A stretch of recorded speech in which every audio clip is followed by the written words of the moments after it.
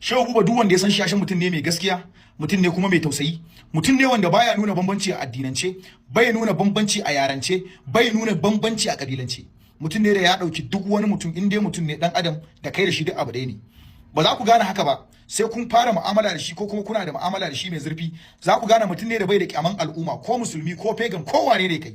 In dai ka tinkari Shehu Buba ka samu damar zauna da shi, zai baka lokaci ya saurare ka, anan zaka gane wani irin mutum ne shi. An zo gurin da muke so a zo a minije tawun dan uwarka. Jama'a ku yi hakuri. An zo gurin da muke so a zo a minije tawun dan uwarka. Dama wannan gaba muke so mu zo. Wannan shine kake cewa kake zuwa kake ta zagin su kwankwaso dan uwarka na kamar talan dan ta'adda. Kai ne zaka bude baki dan uban ka ce mana wai Shehu Buba wai mutumin kirki ne, wai mutumin kirki ne bai da bangaranci dan uban ka dan ta'addan da aka dinga samun bindigu da kudade da jinyar marasa lafiya dan uwarka a cikin gidansa. Yau kai ne zaka zo ka dinga ce mana wai mutumin kirki ne.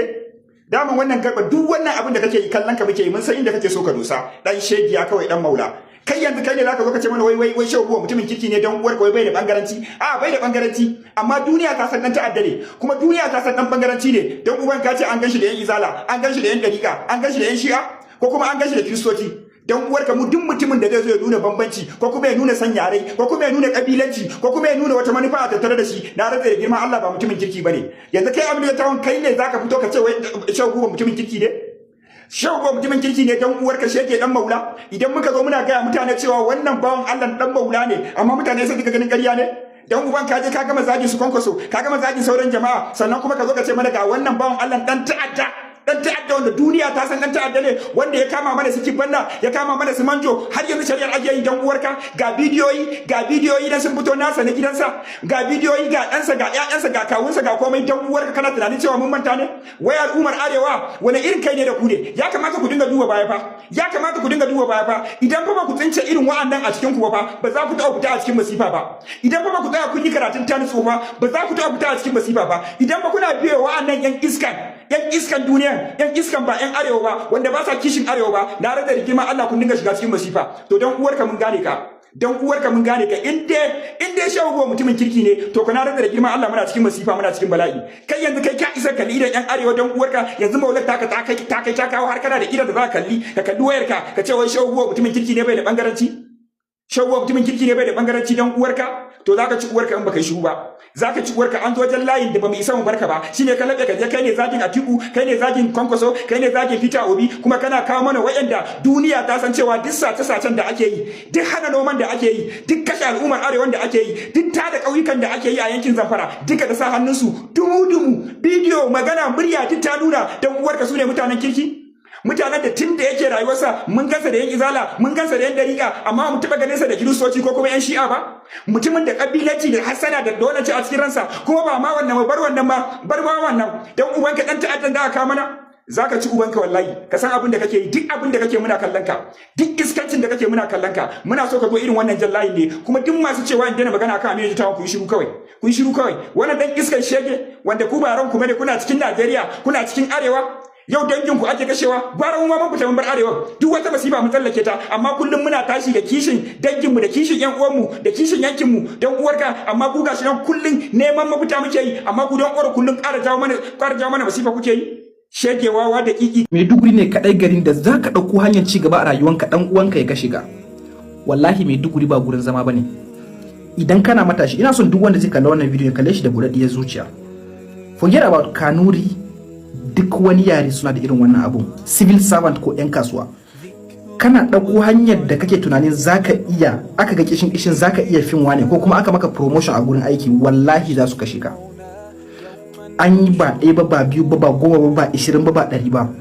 Mun yi witness abun da ke ajiye mu irin mu a garin nan, wallahi iyayenmu ne.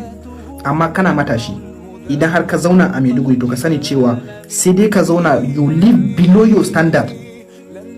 Allah zai iya baka rufin asiri, amma wallahi baka isa ka fito kama Allah godiya ba ta hanyar ka fito ka sa kaya ko kuma ka nuna cewa Allah ya baka wani abin ci gaba. Wallahi sai ka mutu in dai a garin nan kake.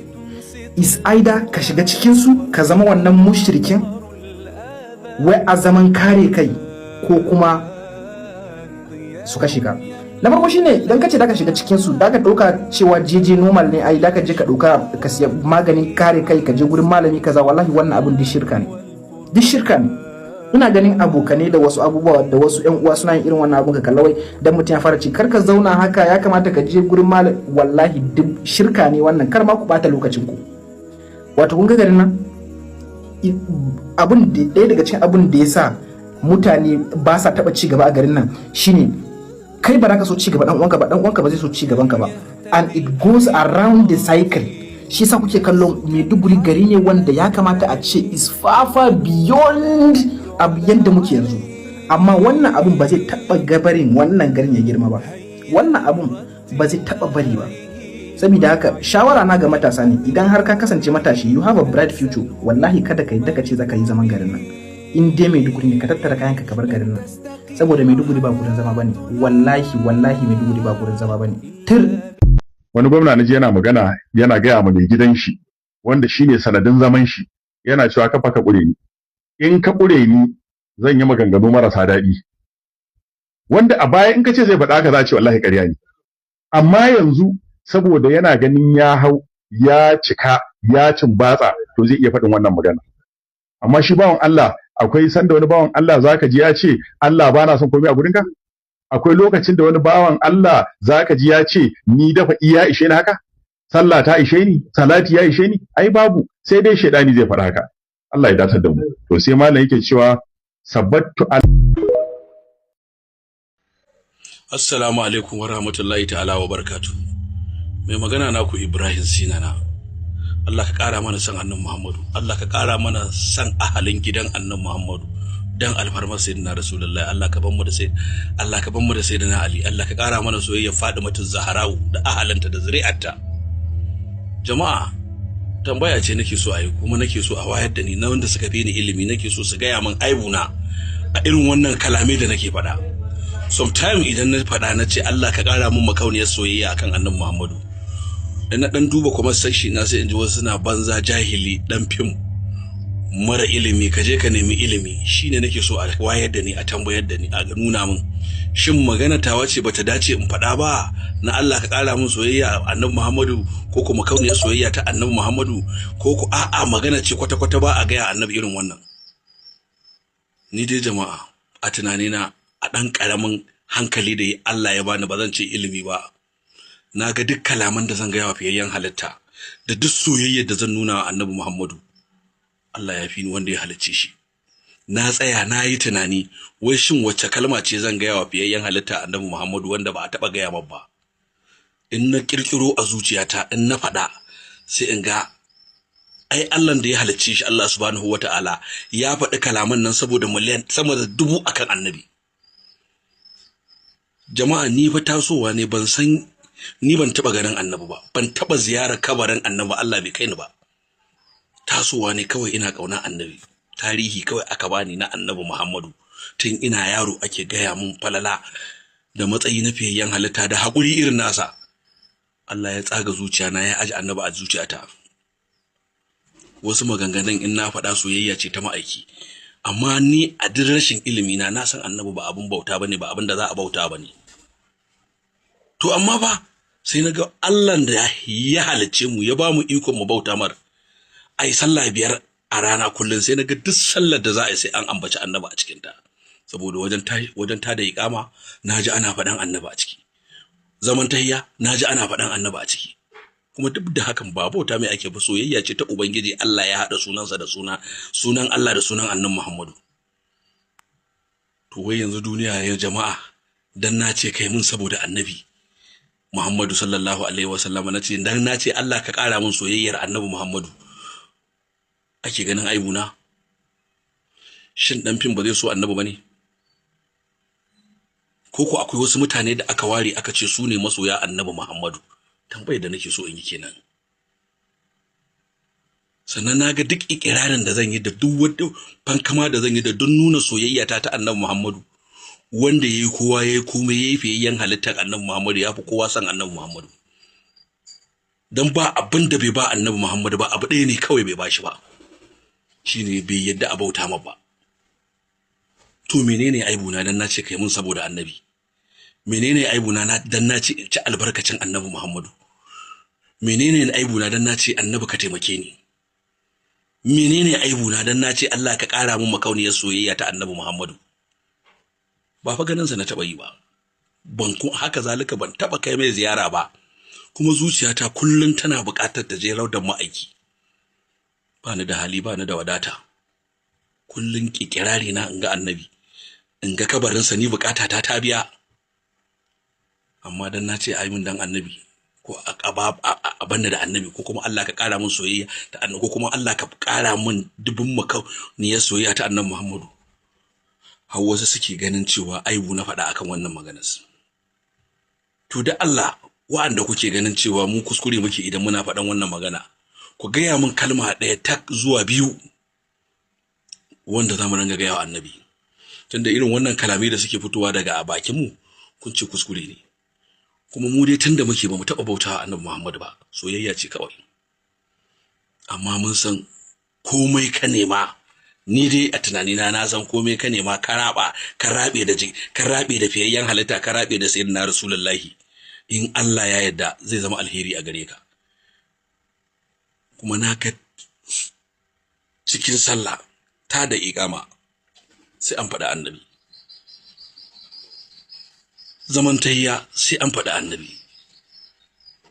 Sai naga ƙarshen soyayya kenan a wajen Ubangiji, tsakanin Annabi Muhammad da Allah, wa isa ya shiga. Sai naga duk soyayyar da kake wa Annabi baka kai Allah da ya halicce shi ba, tunda har yadda ya lamunci a ambaci sunansa, a haɗa sunansa da sunansa. Sai ni wanda ban san komai ba kake ganin laifi na dan nace ai mun saboda Annabi. Sai ni wanda ban san komai ba sai na ce Allah ka banna da Annabi Muhammad, dan nace Allah ka banna da Annabi Muhammadu. To menene aibuna? Tambaya kenan, menene aibuna? Shine tambayar ta kenan kawai. Idan ana ganin kalaman nan da nake faɗa, don Allah a gyara mun, ba ilimi ne da ni ba, kuma na roki Allah, na ce Allah, ni na roki Allah, ba wani bane roƙon min Allah. Na ce Allah, idan ka san zaka ban ilimin da zan yi jayayya in ga Annabi ba kowa bane a idona, Allah ka banna a yanda nake, Allah ka ƙara min sadara ɗaya ta ba akan abin da ka bani yanzu. In dai har ilimi na zai yi tunanin Annabi Muhammad a wani matsayi na mara muhimmanci, Allah ka banna a yanda nake. Wannan addu'a ta ce, ra'ayina ne na faɗa, kuma har gobe ina kan wannan kadamin. Duk abin da bazan ga Annabi da daraja ba, Allah karka bani shi. Domin ni yanzu in ka ce mun tayi na, wallahi ban san yanda aka yi na fara san Annabi ba, kuma haka zalika ban san ƙarshe na ba akan soyayya Annabi. Ban san ƙarshe na ba akan soyayya Annabi. Amma masu mun kuma suna cewa jahili in je in nemi ilimi.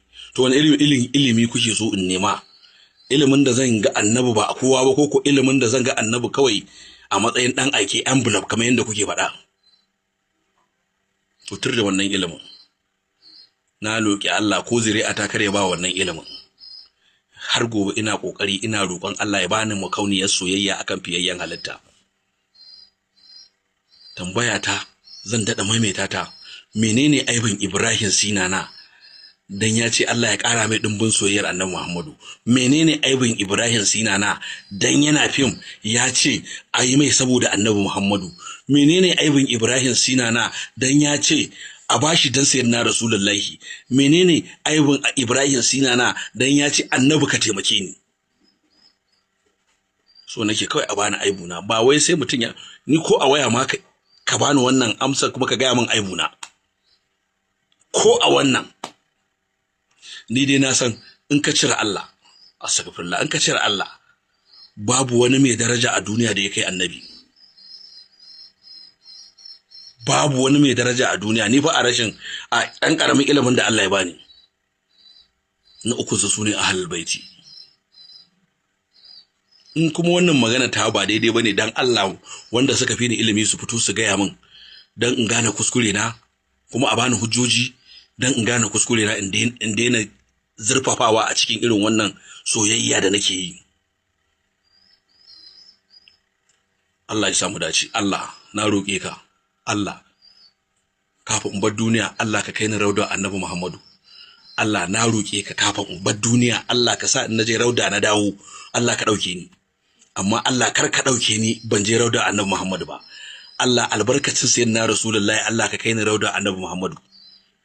Allah ka sa in je in ga kabarin inda annabi Muhammadu yake kwance. Bukata ta gama biya a duniya. Ni ba kuɗi ne da ni ba, kuma bana bukata in zama wani mai kuɗi. Ni har gobe buri na in ga manzon Allah sallallahu alaihi wasallama. Bukata ta kenan. Allah ka sa mu dace, Allah ka ganar da mu. Allah ka ƙara mana soyayya ta ahlul baiti. Allah ka sa mun ƙaunar sayyidina Ali a duniya har abada da shi da Fatimatu Zahra. Nagode. Mai magana naku Ibrahim Sinana. Allah ya ƙara mana soyayya annabi Muhammad sallallahu alaihi wasallama.